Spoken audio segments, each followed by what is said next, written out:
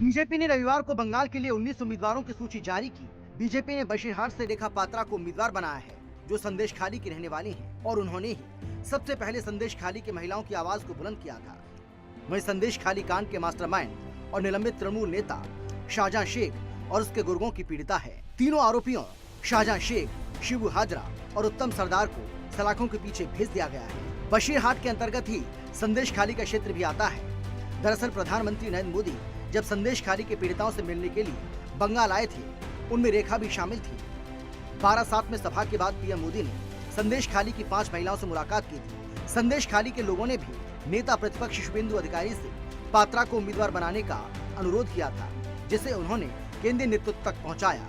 प्रधानमंत्री नरेंद्र मोदी ने खुद रेखा पात्रा के नाम पर मुहर लगाई। पीएम मोदी ने आज एक बार फिर से रेखा पात्रा से बात की और चुनाव की तैयारियों पर चर्चा की। वहीं बीजेपी ने पात्रा के खिलाफ पोस्टर लगाने के लिए राज्य में सत्तारूढ़ तृणमूल कांग्रेस यानी कि टीएमसी पर उंगली उठाई, जबकि टीएमसी ने इस आरोप को खारिज कर दिया। पात्रा को बशीरहाट लोकसभा सीट से मैदान में उतारा गया है, जो अभी तक आधिकारिक तौर पर बीजेपी में शामिल नहीं हुई है। संदेश खाली बशीरहाट निर्वाचन क्षेत्र का हिस्सा है। बीजेपी की ओर से सीट से पात्रा के नामांकन की घोषणा के एक दिन बाद 25 मार्च को पोस्टर लगने लगे। इनमें लिखा हुआ था, हम रेखा पात्रा को बीजेपी उम्मीदवार के रूप में नहीं चाहते, जैसी बातें लिखी थी। पोस्टरों के सामने आने के बाद कुछ महिलाओं ने उम्मीदवारी के खिलाफ प्रदर्शन किया। तो पूर्ण रूप से कह सकते हैं कि पश्चिम बंगाल का संदेश खाली पिछले कई दिनों से चर्चा में है। ये इलाका बशीरहाट लोकसभा सीट के अंतर्गत आता है। बीजेपी ने बंगाल के बशीरहाट सीट से रेखा पात्रा को मैदान में उतारा है।